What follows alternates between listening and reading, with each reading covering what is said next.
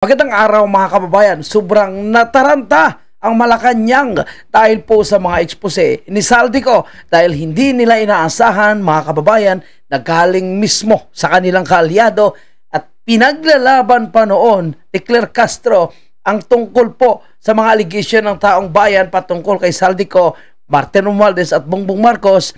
Ang isa sa kanilang kaalyado ay biglang nilaglag si Bongbong Marcos at damay lahat na may kinalaman sa pagbuo ng budget ng ating bansa. At kasama nga po dito mga kababayan natin si Pangandaman. At para po kay Claire Castro ay mukhang AI daw po itong video na nilabas si Saldico. Kung AI po ang video na nilabas si Saldico, bakit sila nataranta? Nako po mga kababayan po natin. At sinasabi ni Claire Castro, lumiliit na daw po ang mundo ni Saldico. Kailangan niyang umiwas at iiwas ang sarili at mag-name drop. Ito na nga, umiiwas ka si Saldico dahil sabi niya, baka gurgurin daw po siya.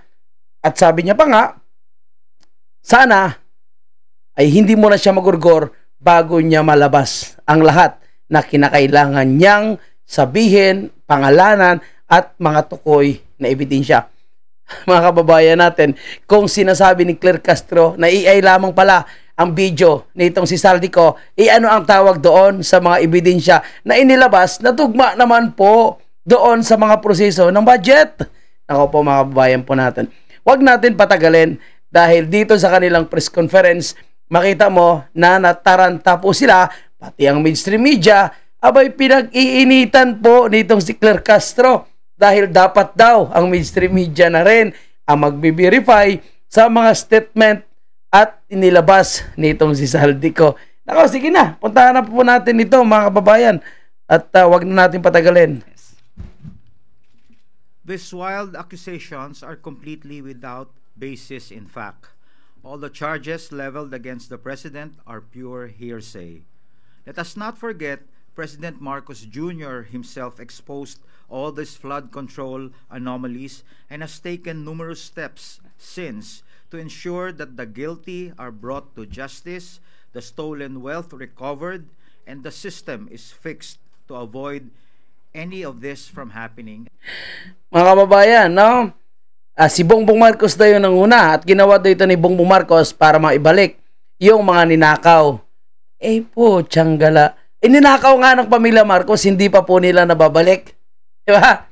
Yung mga ninakaw nila na ill-gotten wealth na idineklara na nga po ng Supreme Court, no, ay hindi pa po nila binabalik. Mga kababayan po natin, hindi ibig sabihin na siya yung nag-expose, no, at sinimulan ang ICI, ay hindi na po siya kasabwat dito. Tandaan natin, matagal na po ito na kini-question ni Tatay Digong, Kakbang ng Maisog, at mga opposition ang patungkol po sa mga maanomalya na pagbuo ng budget. Sabi nga ni Atty. Vic Rodriguez, sa una, medyo tolerated pa na pag-upo niya. Pangalawang taon, abay, lumaki na, no? Ang budget na kinukuha nila. And sa 2025, dito na, tinudo po nila. Kung hindi ito napigilan, sigurado 26, 27 at 28, talagang uubusin nila ang budget. Diba? Sinong pumirma? Yun pa lang. Alam mo na yan, no? Kaya sila nagpanik Alam mo kung walang timbang, walang bigat, no? Walang saysay itong sinabi ni Saldico, hindi sila magpa-press conference. Ala to, ibigay lang nila to sa normal na press conference. Di ba? Kaya mga kababayan po natin, no? Alam nyo na hindi na nila mapipigilan ang galit ng taong bayan. Ito yung mabigat na yung mismo kasama nyo sa pagnanakaw ang magsasalita. Mismo na siya ang sinasabing inuutusan para sa mga insertion. Hindi just totoo naman ang nagsasalita ngayon. Doon ka mahihirapan. Kaya tingnan mo ngayon si Browner, medyo nautusan din siguro. Kasi biglang nagsalita si Browner na makikipagtulungan daw po sila sa gagawing pagbabantay ng PNP. So bakit natap yung militar? Ngayon lang din kung saan nilabas si Saldico yung kanyang statement. And ito ba mga kabayan natin? Amy Marcos, agree sa lahat na sinabi ni Saldico. Diba? Pabor si Amy Marcos. Sabi niya nga, kaya hindi itinuloy ang SOM ni Saldico dahil hindi na nila makokontrol. Yun ang yun ang kanilang sinasabi na magtitil all. Kaya ako naisip ko na sino ba talaga ang star witness?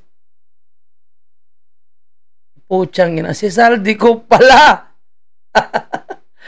Ako ba yan, Saldico pala ang star witness sa sinasabi ni Pinky Lacson. Nalalabas. Kaya nga pinakansila, no? Dahil tansya nila, hindi nila makokontrol si Saldico sa sasabihin. Magiging unlimited till loto. Pinangalanan niya na yung dapat pangalanan. Bersamen, Pangandaman, Aragoy, Goy. Again, Rep. Saldico should come back to the country and sign everything he said under oath with the proper judicial authorities. Thank you. Secretary. Next to explain, Pangandaman, Agoy, kala mo malinis po, rin pala to. Magandang hapon po sa ating lahat. Magandang hapon sa pagmumukha mo. Sa buwat kayo. Pagnanakaw sa pera ng taong bayan, mahiya naman kayo. Dapat yung mga ganitong klaseng tao nag-step down po sila, mga kabayan po natin. Dapat kusa na po silang nagre-resign. Ikaliado na mismo nila di ba? Yung talagang kumakanta. Pero kapal lang pagmumukha nila, no? Na i-depend pa ang kanilang sarili. All appropriations ordered by the President is already in the National Expenditure Program. That is why it is called the President's Budget. So we reject any insinuations about it. The BICAM is purely under the power of the legislature. We respect and strictly follow the budget process, and all our actions are above board. Kung maaalala nyo po, ang proseso ng budget, ginagawa po ng executive ng 6 na buwan ang ating President's Budget and National Expenditure Program. Ayon sa Constitution, we have 30 days after the State of the Nation Address para isubmit ang National Expenditure Program sa Kongreso. At ayon bayan.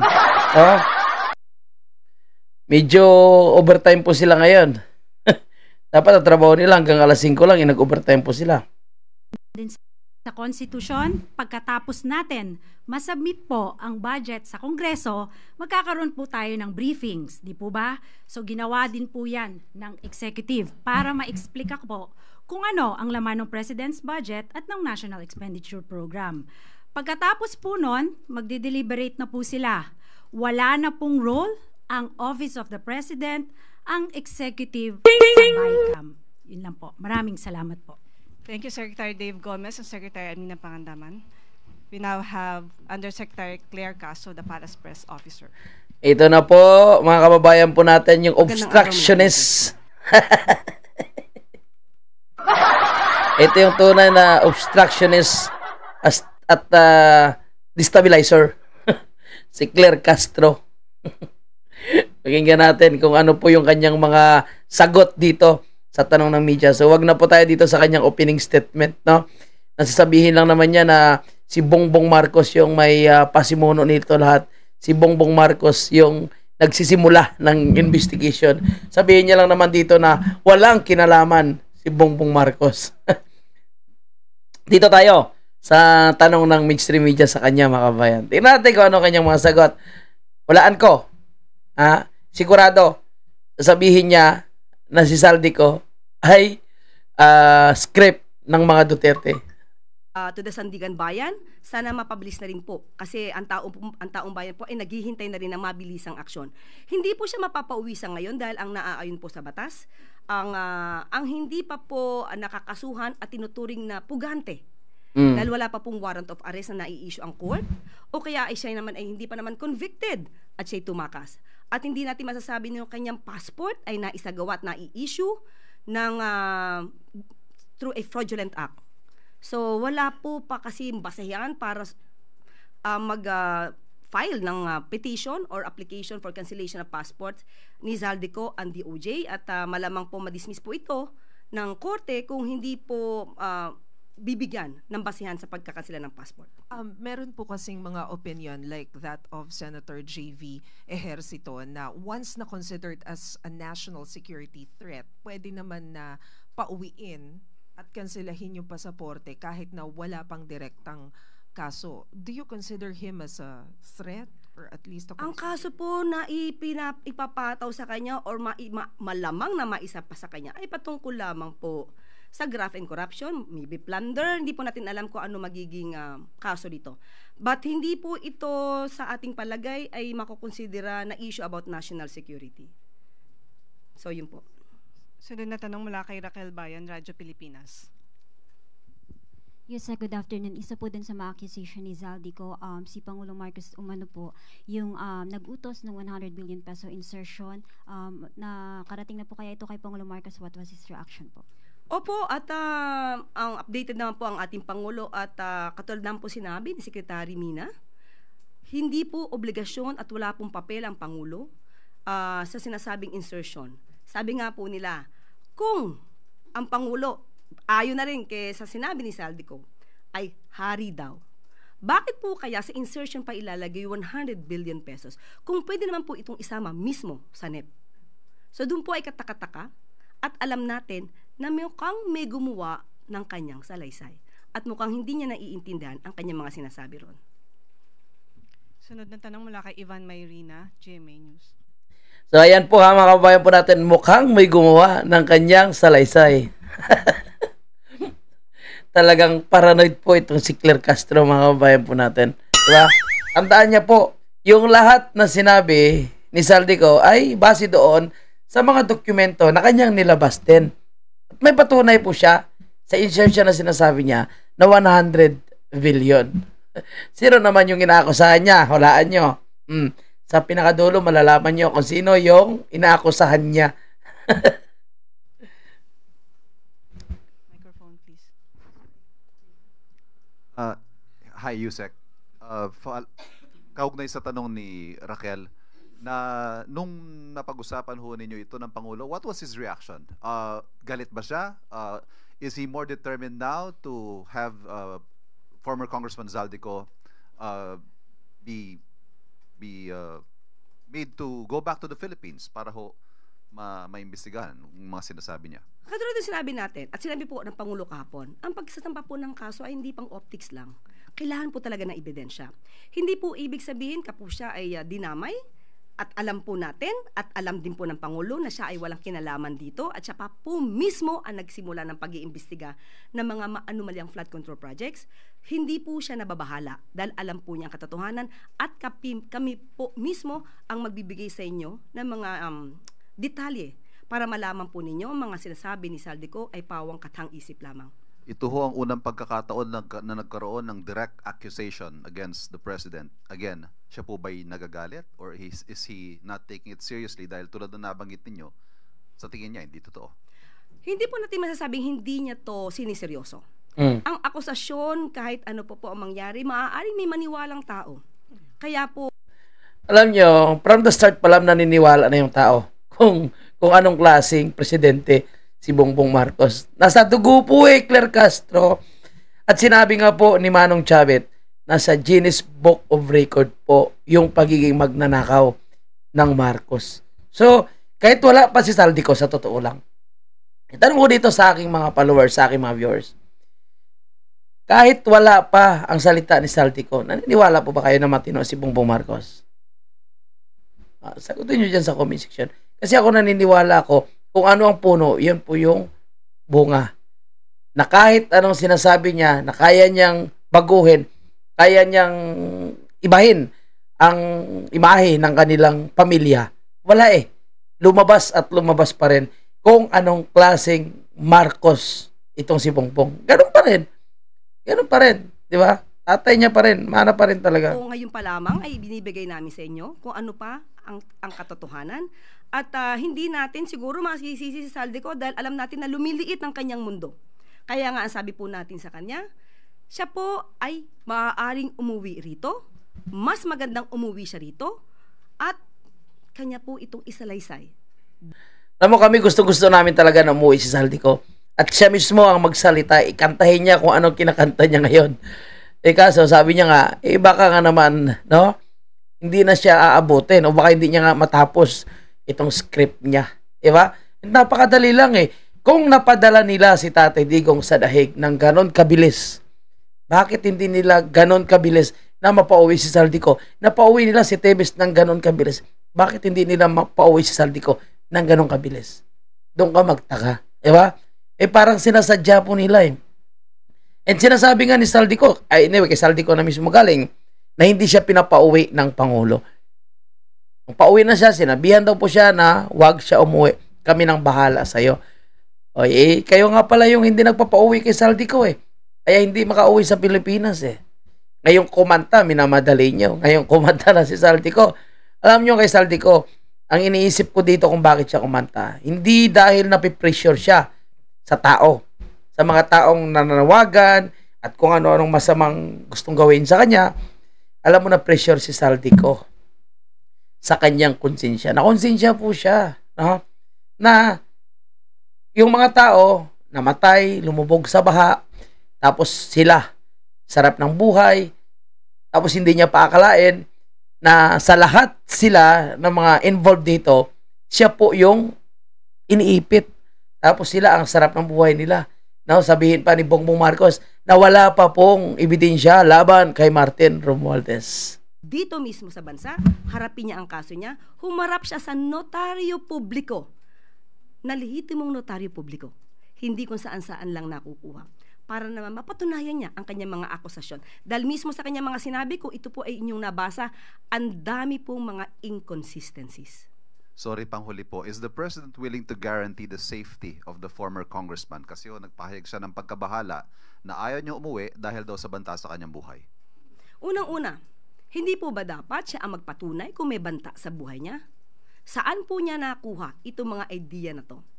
Nung umuwi po ba siya dito, or rather, nung siya ba ay umalis, may pagbabanta na sa buhay niya?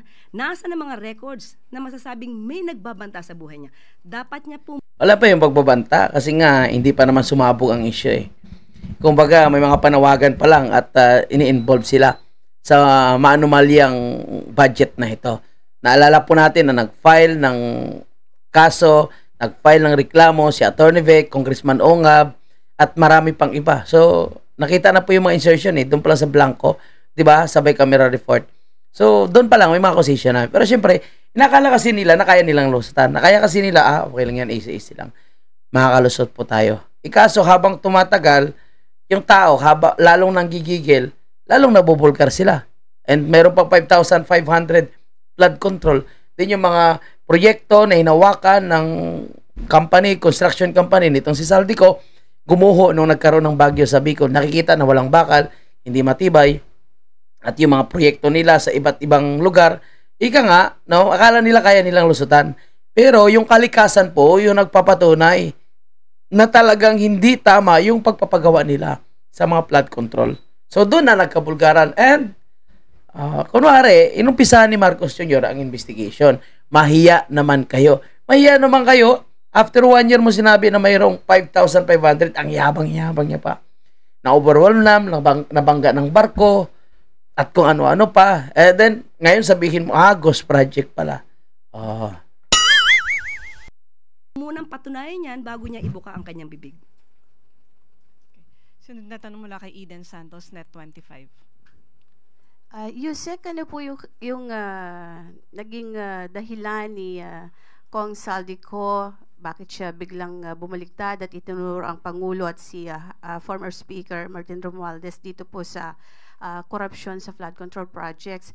Alam naman po natin na close yung kanilang relationship. Pinupuri pa nga siya ng Pangulo bilang chair ng appropriations before sila po ni Speaker. Oy, nabuhay si Miss Eden Santos. Sigurado po, bad trip yan si Claire Castro. Speaker Martin, ba't biglang naging ganito po yung kanyang salaysay at itinuro niya mismo ang Pangulo dito sa anomalya na ito? Unang-unang po, parang wala naman po ako masasabi na sila'y close. Wala po ako nakikita kung gaano ang closeness nila. So maaari, pagdating sa trabaho, sila ay nagkakausap, pero kung sasabihin niyo po ang kanilang relasyon ay close, hindi po yan natin masasabi at wala pa po makakapagpatunay. Ngayon mga kababayan po natin, super deny po si Claire Castro sa closeness nitong si Bongbong Marcos, mga kababayan, at itong si Saldico. Bakit nila ngayon dinideny? Diba? Dinideny na nila ngayon. Hindi daw po close si Bongbong Marcos at Saldico. Diba, party-party pa sila. Diba, no? Lagi po sila magkakasama. Palagay nyo, mapili kaya ng chairman ng Committee on Appropriations si Saldico kung hindi dikit kay Bongbong Marcos, kung hindi recommended nitong ni Martin Romualdez. Paano magkaroon ng isang sindikato kung hindi sila magkakilala at magka-close? Ganyan. Deny pa more. Kung anong dahilan niya, yan po ang magiging trabaho ng mga matitinong mga media practitioner. Oy, mga media, binabanata na kayo ni Claire Castro. Kayo po ang magtanong sa kanya. Bakit siya nagsasabi ng mga ganitong kwento at hanapan niyo po siya ng ebidensya? Dahil kung kami po ninyo, hindi namin alam kung bakit siya nagsasalita ng kasinungalingan. Most probably, kasinungalingan na naman. Alam mo, nung sinasabi ni Saldico na shiminit, may mga acquisition laban sa kanila sa mga insertion, sa mga budget. Hindi totoo yan. Sinasabi nila, pamamolitika lang. Sinasabi ni Saldico. Nung inakusahan nila si BP Sara, napakaseryoso at lahat ng mga acquisition laban kay BP Sara, paniwalang-paniwala. Diba? Yung palasyo. At sila pa nga po, yung parang sinasabi pa nila yan sa mainstream media. O ba't ngayon para sinasabi nyo na sinungaling na si Saldico? Ang sarap nito sa palpalin si Claire Castro Kasi nakikita natin sa kanyang tono, sa kanyang pagsasalita na talagang desperado na. Ito na yung kung baga talagang panic mode na talaga sila, mga kabayan po natin. And wala na silang magagawa dito dahil kahit anong gawin nilang pautot, kahit anong gawin paikot-ikot, tangina kahit i-deploy po nila yung lahat ng mga trolls nila, wala na talaga. probably para itawid ang kanyang sarili at sabihin wala siyang kasalanan. Yun ang pinaka-basic reason. Pero kung ano pang mas malalim na dahilan niya, kayo na po ang magtanong sa kanya. Ano po yung ini-expect ng Pangulo na implikasyon itong paglantad ni Saldico at pagturo mismo sa kanya sa anomalyang ito, lalo't ang taong bayan po ay sinasabing galit na nga sa nangyayaring matinding korupsyon po sa gobyerno? Ang implikasyon pong nakikita natin ay mas magagalit ang mga tao kay Saldico dahil sa kanyang pagsisinungaling.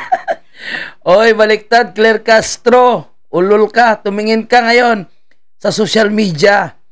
Mag-ikot ka sa kalsada, mag-ikot ka sa mga palengke, sa mga mall, magtanong ka kung maniniwala ba sila sa expose ni Saldico.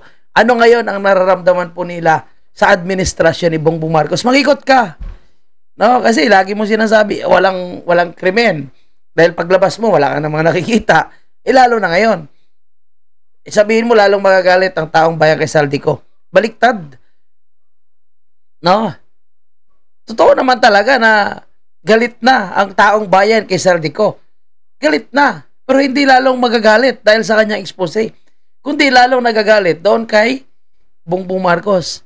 And ngayon, ang ibang tao, handa na nga po daw na protektahan itong si Saldico dahil sa kanyang mga expose. Bakit? Dahil ito ang tunay na susi. Ito ang tunay na paraan para ma-expose kung sino ang pinaka-mastermind. Di ba, sabi niya nga, no? Kung ano ang gusto ni Bongbong Marcos, yun ang masusunod. Na may barat nga Senator Bato. Anyway, pupuntahan natin mamaya yan. Makikita natin na lahat ng kanyang sinabi, katulad na nga ng mga eksperto sinabi, bakit kailangan pa na mag-insert ng 100 billion pesos samantalang kaya namang isama ito sa NEP. So doon pa lamang po, dapat maggalit talaga ang tao dahil marami nagsisinungaling para maisalba ang kanilang sarili. Salamat. Next question mula kay Christian Yasore. Alam mo si Saldico, nung the moment na umalis siya ng bansa, sinalba niya na yung sarili niya. Actually, pwede siyang manahimik Totoo lang. Pwede siyang manahimik. Hindi niya kailangan magsalita Kasi nung umalis siya ng Pilipinas, sinalba niya na yung sarili niya. Bakit? Kung dito siya, sigurado ngayon, no? Kailangan niya magtago dito sa ating bansa. Nung umalis siya ng bansa, sinalban niya na yung sarili niya. SDZMM. Hi, Yusek. May mga ulat po na lumabas sa social media na nagpatawag di umano ng meeting si Pangulo sa kanyang security cluster. Nako! In Ala. mode dahil so posible po na mag-spark na naman ng panibagong public outrage yung expose ni dating congressman ko. Wala po Nako. ako nabalita ang ganyan. At Ala. ako sino po ang nagsabi niyan, muli, patunayan po niya.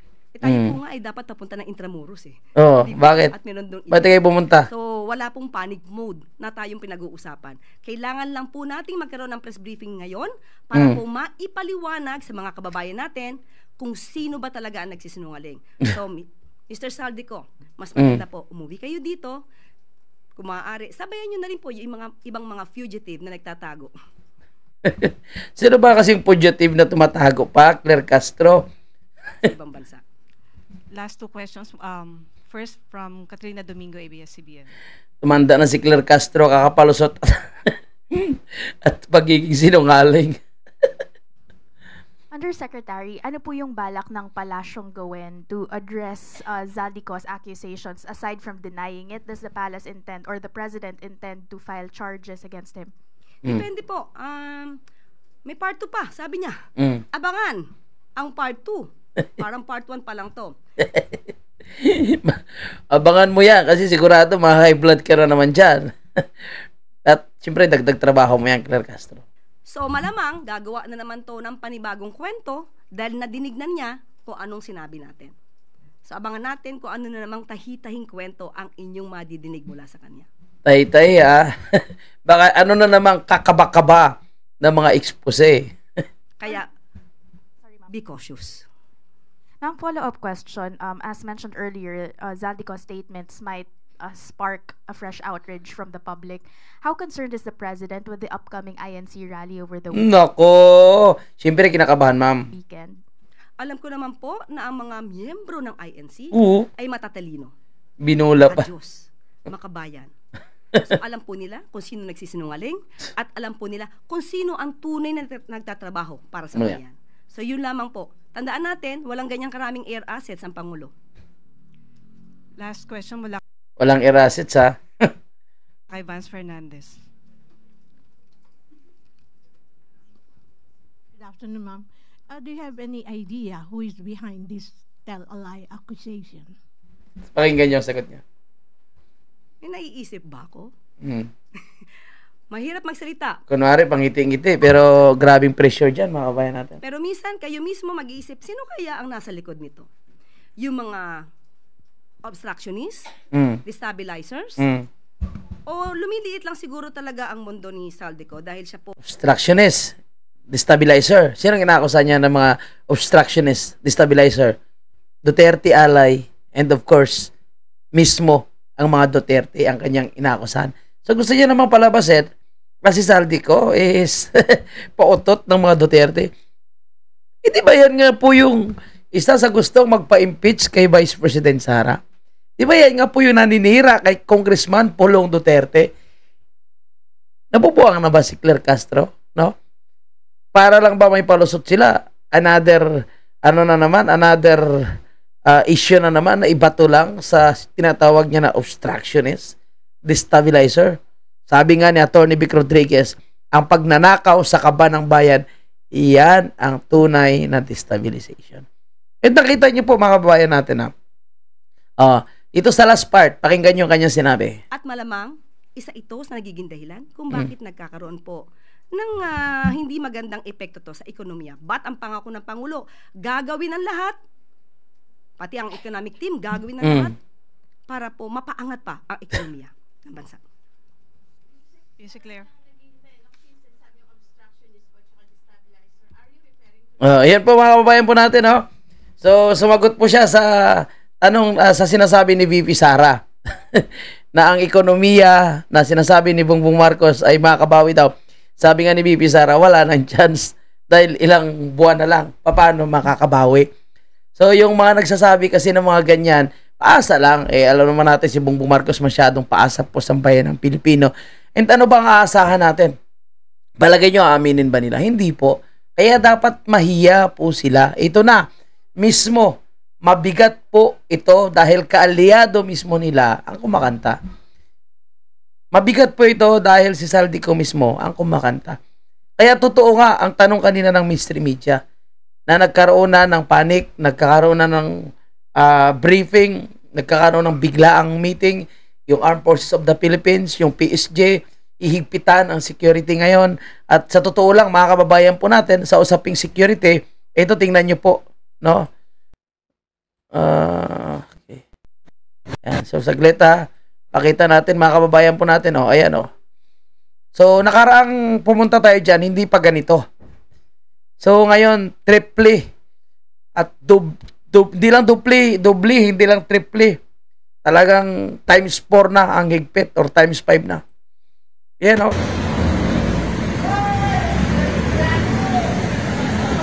sobrang dinoble nila ang barbed wire. Siyempre, anong asahan natin dyan? Pera ng taong bayan na naman ginastos yan. Dami, Ilang level yan, ilagay nila dyan sa Mindiola para sa paghahanda sa darating na 16, 17, and 18. Bakit ganun sila katakot? Diba? Kung sinasabi nila na hindi naniniwala ang taong bayan sa issue ng korupsyon na pinupukol kay Bongbong Marcos, kung sabi nila, hindi maniniwala ang taong bayan, sinasabi ni Saldico, bakit ngayong araw hinigpitan nila ulit yung pagbabantay dyan? At inactivate na lahat. At hindi lang po yan, no? Pati yung Armed Forces of the Philippines sa dati, hindi naman nakikialam sa mga rallies. Hindi naman sila nakikialam O bakit nila hinihigpitan ngayon? And take note po, Amy Marcos naniniwala mismo kay Saldico. So, dapat magsalita na po itong si Amy Marcos patungkol sa kanyang kapatid. Total, kalayaan naman po natin na magsigaw ng Marcos resign. Hindi, dapat isigaw din mismo ni Amy Marcos na Marcos resign. Isigaw mismo ni Amy Marcos. Kung ayaw niya mabanggit ang kanyang apelyido, hindi, Bongbong resign na lang. Ganon siguro yun. And, of course, sa team po ng Department of Budget and Management, ang bilis, ang mga alipores talaga ni Pangandaman, ang bilis talaga dumipensa. Sabi dito, kasinungalingan, pure heresy, not under oath. Naghahanap ka lang ng maituturo. Diba? So, itong si Asik Godes, balita ko, honey bibs daw po nito is congressman. Sino kaya congressman? Medyo nasaktan po sila sa mga expose ni Saldico. At ito na naman ang banat ni Congressman Meow Meow na ngayon ay gusto nilang patahimikin kung ano-anong kaso na po yung binabato sa kanya. Nilaglag na si Saldico, nilaglag na ni Saldico si Marcos at Romualdez. Ikulong si Marcos. Sana po. Mga kababayan po natin. Panikpunta nga po sila. So, tingnan natin. No? At ang ilan sa mga senador, syempre, yung mga suporta pa rin kay Bongbong Marcos, syempre, nakikinabang po sila sa ngayon.